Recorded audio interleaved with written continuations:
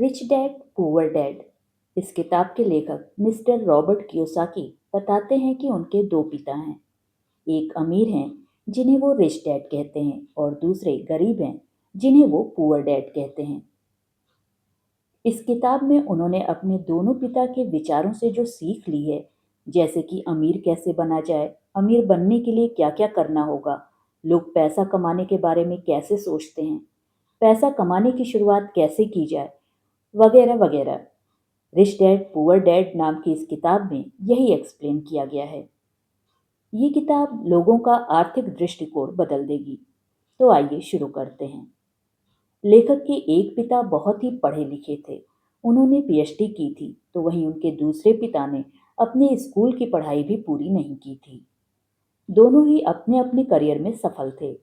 एक पिता फाइनेंशियल समस्या से जूझ रहे थे, तो वहीं दूसरे पिता उनके शहर के सबसे अमीर व्यक्तियों में से एक थे। पैसे के बारे में दोनों के नजरिए अलग अलग थे। एक का मानना था कि पैसों के प्रति प्यार ही सभी समस्याओं की जड़ है, और वहीं दूसरे का मानना था कि पैसों की कमी ही सभी समस्याओं की जड़ है। अब लेखक के बचपन में उनके सामने सबसे बड़ी असमंजस की स्थिति ये थी कि वो किसकी बात माने, अपने रिच डैड की या पुअर डैड की, क्योंकि पैसों के बारे में दोनों का नजरिया बिल्कुल अलग था। हालांकि लेखक के दोनों पिता ही लेखक की भलाई चाहते थे। उनके पुअर डैड को हमेशा ये कहने की आदत थी कि हम ये नहीं ले सकते हैं, हम वो नहीं ले सकते हैं। वहीं उनके रिच डैड इस शब्द का कभी भी उपयोग नहीं करते थे। उनको इस वाक्य से सख्त नफरत थी। यहाँ तक कि उन्होंने लेखक को भी इसका इस्तेमाल करने से मना कर दिया था। लेखक के रिच डैड कहते थे कि तुम अपने आप से पूछो कि तुम कैसे उस चीज को ले सकते हो।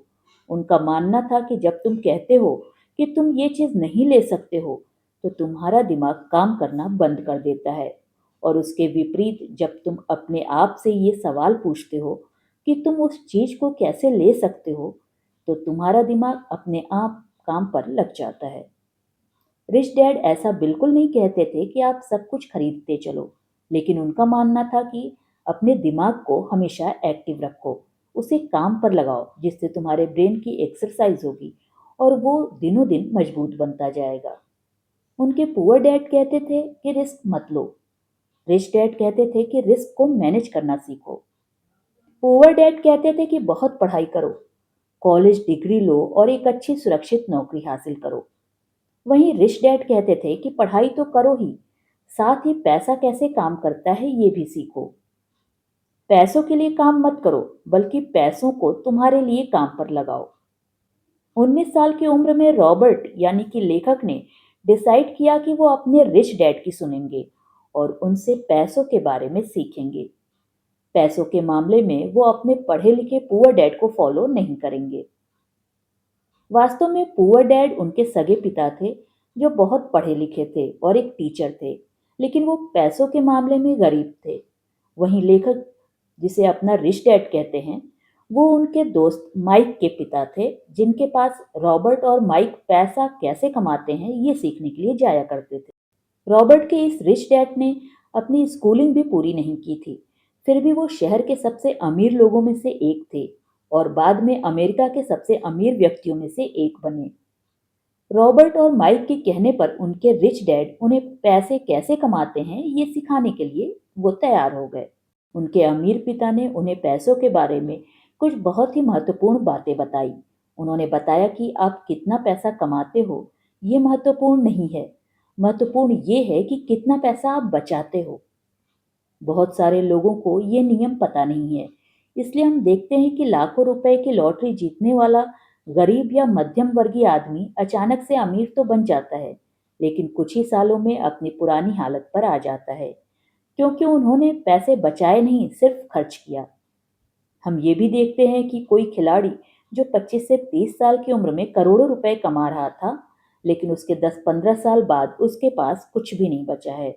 वो बेघर हो गया है और उसे अपना खर्च चलाने के लिए दूसरे काम तलाशने पड़ते हैं। लंबे समय में आप कितना पैसा कमाते हैं वो मैटर नहीं करता है, आप कितना पैसा बचाते हैं वो मैटर करता है। सबसे पहले आपको एसेट यानी संपत्ति और लाइबिलिटीज यानी कि देनदारी क्या होती है उसे समझना होगा और उनके बीच का अंतर भी जानना होगा। रिच डैड ने उन्हें साधारण भाषा में समझाया कि एसेट्स आपकी जेब में पैसे डालते हैं, तो वहीं लाइबिलिटीज आपकी जेब से पैसे निकालते हैं। यदि आपको अमीर बनना है तो आपको एसेट्स खरीदने होंगे, और यदि आपको गरीब और मध्यम वर्गीय बने रहना है तो आपको लाइबिलिटीज खरीदनी होगी। कोई भी अमीर आदमी पढ़ा लिखा हो या ना हो, लेकिन वो फाइनेंशियल लिटरेट जरूर होता है, यानी पैसा कैसे काम करता है उन्हें ये जानकारी जरूर होती है। पैसा कैसे काम करता है ये किसी भी स्कूल या कॉलेज में नहीं सिखाया जाता। हर आदमी का एक इनकम स्टेटमेंट, बैलेंस शीट और कैश फ्लो होता है। इनकम स्टेटमेंट में दो भाग होता है, एक कमाई और दूसरा खर्चा। ये आपको बताता है कि आपने कितने पैसे कमाए हैं और कितने खर्च किए हैं। सब खर्च निकालने के बाद आपके पास कुछ बचा भी है या नहीं, और यदि बचा है तो कितना पैसा बचा है। बैलेंस शीट में भी दो भाग होते हैं, एक एसेट्स और दूसरी लाइबिलिटीज। आपके एसेट्स आपके लिए पैसा बनाते हैं, ये आपको पैसा कमा कर देते हैं, जैसे जमीन, शेयर मार्केट और बॉन्ड्स में लगाया गया पैसा। लाइबिलिटीज का मतलब होता है देनदारी, जैसे घर का या कार का लोन, क्रेडिट कार्ड का लोन वगैरह वगैरह। गरीब आदमी के पास कमाई का स्रोत सिर्फ वेतन होता है। उनका लगभग पूरा पैसा कर, घर का किराया, खाना, कपड़े आदि में चला जाता है, और महीने के अंत में अधिकांशतः इनके पास न के बराबर पैसा बचता है। यदि आप गरीब आदमी की बैलेंस शीट देखते हैं तो गरीब आदमी का एसेट्स का कॉलम हमेशा खाली रहता है। वो इसलिए होता है क्योंकि उनके पास महीने के अंत में कुछ नहीं बचता है। यदि बचता भी है तो वो एसेट्स में नहीं लगाते हैं, बल्कि उसे टेलीविज़न, फ्रिज, मोबाइल आदि सुख सुविधाओं के साधन इकट्ठा करने में खर्च कर देते हैं। ऐसा इसलिए होता है क्योंकि उन्हें किसी ने एसेट्स के बारे में बताया ही नहीं है, ना ही स्कूल में, ना ही पेरेंट्स ने और ना ही फ्रेंड्स ने। लाइबिलिटीज वो खरीद नहीं पाते क्योंकि उनके पास उतने पैसे बचते ही नहीं हैं। मध्यम वर्गीय लोगों का एक सेट पैटर्न होता है। जिनकी जल्दी में शादी हुई है वो पहले किसी नए शहर में किराए पर रहने लगते हैं, फिर खुद का नया घर लेने के बारे में सोचते हैं, और नया घर लेने के बाद वो फर्नीचर लेते हैं। फिर जैसे जैसे इनकी आय बढ़ती जाती है वैसे वैसे वो गाड़ी और कुछ दूसरे सामान लेने लगते हैं। फिर उनका लाइबिलिटीज का column home loan, car loan आदि से भर जाता है। इसके बाद लोन की किस्तों की वजह से उनका खर्च बढ़ता जाता है, और उनकी पूरी की पूरी सैलरी उनके मासिक खर्चे में ही चली जाती है। इस तरह उनका पूरा एसेट्स का कॉलम खाली ही रह जाता है। अमीर आदमी के एसेट्स उनके लिए पैसा कमाते हैं। लेखक के गरीब पिता का लगभग सारी सैलरी उनके मासिक खर्चे में ही चली जाती थी, और उनके अमीर पिता कई सालों से एसेट्स में पैसा लगा रहे थे, जिसके कारण उनके एसेट्स कॉलम उनकी लाइबिलिटीज से बहुत बड़े हो चुके थे, जो अब उनके एसेट्स उनके खर्चे से ज़्यादा पैसे बना रहे थे। लेखक के अमीर पिता भले ही पढ़े लिखे नहीं थे, लेकिन वो पूरी तरह से फाइनेंशियली लिटरेट थे, और पैसा कैसे काम करता है उन्हें ये बहुत अच्छी तरह से पता था। चाहे आदमी गरीब हो या अमीर, उसे पैसे तो कमाना आता है, लेकिन उस पैसे को मैनेज करना नहीं आता है। उन्हें बहुत हार्ड वर्क करना तो आता है, लेकिन अपने पैसों से हार्ड वर्क करवाना नहीं आता है। वो बस खुद ही काम करते रहते हैं, अपने पैसों को काम पर नहीं लगाते हैं। जैसे जैसे उनकी कमाई बढ़ती है उसी के अनुपात में उनके खर्चे भी बढ़ते रहते हैं, और उन्हें लगता है कि ज़्यादा पैसे आने से उनकी सारी समस्या का समाधान हो जाएगा। इसलिए वो लगातार अपनी सैलरी बढ़ाने के लिए मेहनत करते रहते हैं, चाहे उनका वेतन कितना भी बढ़ जाए। पर उनकी आर्थिक स्थिति कभी भी अच्छी नहीं हो पाती है। वो ये कभी नहीं समझते हैं कि उनकी असली समस्या ये है कि उनके पास जो पैसा है उसे वो खर्च कैसे कर रहे हैं, उसका उपयोग कैसे कर रहे हैं, और ये समस्या फाइनेंशियल इलिटरेसी की वजह से है। सबसे पहले जो आपको करना है वो ये है कि आपको खुद को पे करना है। जो भी आप कमाते हैं उसमें से कुछ हिस्सा अपने लिए रखें, यानी कि अपने लिए पैसे बचाएं, और उन बचे हुए पैसों से ऐसे एसेट्स खरीदें जो आपके लिए पैसा बना सके, यानी आपको पैसा कमाकर दे सके।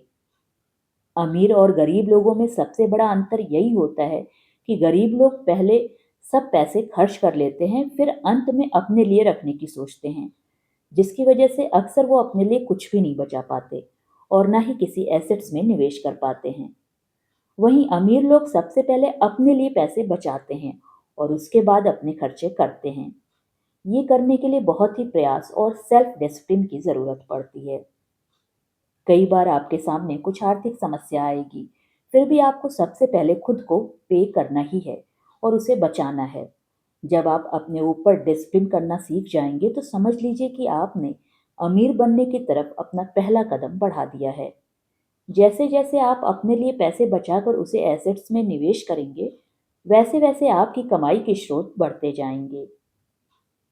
खुद को पहले पे करने वाले आदमी के एसेट्स का कॉलम काफ़ी बढ़ जाता है, जिससे वो अपने अन्य खर्चे देखते हैं और उसमें जो बचता है उसे वो फिर से एसेट्स में ही निवेश करते हैं, ताकि उसे अपने वेतन पर ही पूरी तरह से निर्भर न रहना पड़े। वहीं पर पहले खर्च करने वाले आदमी की सारी सैलरी उनके खर्चे में ही निकल जाती है और उनके पास न के बराबर पैसे बचते हैं या बिल्कुल भी नहीं बचते, जिससे वो अपने एसेट्स का कॉलम नहीं भर पाते हैं।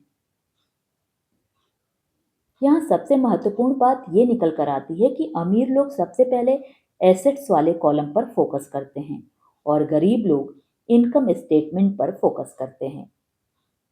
अमीर लोग अपने पैसे को बिजनेस, शेयर, सरकारी बॉन्ड और रियल एस्टेट में निवेश करते हैं। वो कई और जगह भी पैसा लगाते हैं जहां से उन्हें एक रेगुलर इनकम मिलती रहे। उनका ये निवेश उनके लिए एसेट्स है, जो उनके लिए पैसा कमाता है। जो एसेट्स आपको पसंद हैं, आपको उनमें निवेश करना चाहिए। आपको ये पता करना चाहिए कि कौन कौन से एसेट्स की कैटेगरी आपको अच्छी लगती है।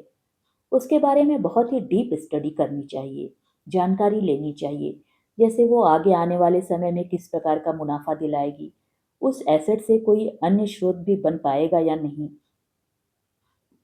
लेखक को बिल्डिंग और ज़मीनें बहुत पसंद हैं, उन्हें इसकी गहरी समझ भी है, इसलिए वो इसमें ज़्यादा से ज़्यादा निवेश करते हैं। उन्हें छोटी कंपनियों में भी जांच परख कर निवेश करना पसंद है। यहाँ पर एक और महत्वपूर्ण बात यह है कि अमीर लोग महंगे बंगले, ज्वेलरी, बड़ी गाड़ी जैसे लग्जरी की चीज़ें अंत में खरीदते हैं। सबसे पहले वो एसेट्स खरीदते हैं जहाँ से उन्हें कमाई होती है और इसी जगह पर गरीब और मध्यम वर्ग के लोग लग्जरी चीज़ें खरीदते हैं, अपनी सुविधा वाली चीज़ें पहले खरीदते हैं। अमीर लोग सबसे पहले अपना एसेट्स का कॉलम मजबूत करते हैं, फिर उस एसेट से मिलने वाली कमाई से वो अपने लिए सुविधाओं का सामान इकट्ठा करते हैं। अगर उन्हें कोई महंगी चीज़ खरीदनी है तो वो पहले सोचते हैं कि किस तरह से अपने एसेट्स का कॉलम मजबूत किया जा सकता है, जिससे एसेट से मिलने वाली कमाई बढ़ेगी और उस कमाई से वो उस महंगी चीज़ को खरीद पाएंगे।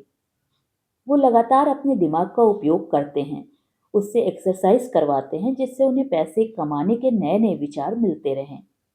इस तरह वे सुविधा का सामान खरीदने से पहले अपनी कमाई और उसके स्रोत बढ़ाने के बारे में सोचते हैं। वहीं पर दूसरे लोगों का कमाई का स्रोत एक ही होता है और वो है उनकी नौकरी। जब वो कोई सुविधा का सामान खरीदते हैं तो उनकी पूरी आर्थिक स्थिति ही बिगड़ जाती है। जिन गरीब या मध्यम वर्गीय लोगों की लॉटरी लगती है, वो भी अपनी एसेट्स पर निवेश करने के बजाय अपने खर्च बढ़ाते जाते हैं।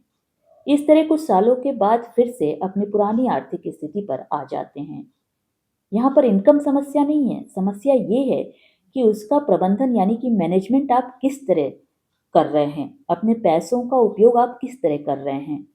अमीर लोग और अमीर बनते जा रहे हैं, गरीब लोग और गरीब बनते जा रहे हैं, मध्यम वर्गीय लोग संघर्ष कर रहे हैं, क्योंकि पैसों के बारे में हमारे यहाँ स्कूल, कॉलेज और घरों में नहीं सिखाया जाता। हमारे स्कूल और कॉलेजों में हमें सिर्फ प्रोफेशनल स्किल्स के बारे में सिखाया जाता है, हमें फाइनेंशियल स्किल के बारे में नहीं सिखाया जाता। इसलिए डॉक्टर्स, इंजीनियर्स, मैनेजर्स जिन्होंने अपने स्कूलिंग के टाइम में और कॉलेज के टाइम में अच्छे अच्छे मार्क्स लाए थे, वो भी अच्छी सैलरी होने के बाद भी फाइनेंशियली स्ट्रगल कर रहे हैं। आपके पास हमेशा मल्टीपल इनकम सोर्सेज होने चाहिए। अधिकतर लोगों का कमाई का एक ही माध्यम होता है। वो कहते हैं कि वो बहुत सुरक्षित जीना चाहते हैं, इसलिए वो अपनी सैलरी पर ही निर्भर रहते हैं।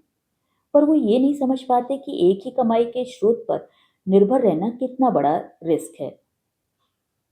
इनकम सोर्स तीन प्रकार का होता है। ऑर्डिनरी यानी कि आपकी सैलरी, पैसिव यानी कि रियल एस्टेट आदि से कमाया गया पैसा, यानी जहाँ से आपके न रहने और न ध्यान देने पर भी पैसा आता हो, वो आपकी पैसिव कमाई है। पोर्टफोलियो मतलब शेयर बाजार और सरकारी बॉन्ड से कमाया गया पैसा। दुनिया के सबसे अमीर व्यक्ति अमेजॉन के संस्थापक जेफ बेजोस और दुनिया के सबसे महान निवेशक वॉरेन बफे पोर्टफोलियो इनकम की वजह से ही अमीर बने हैं।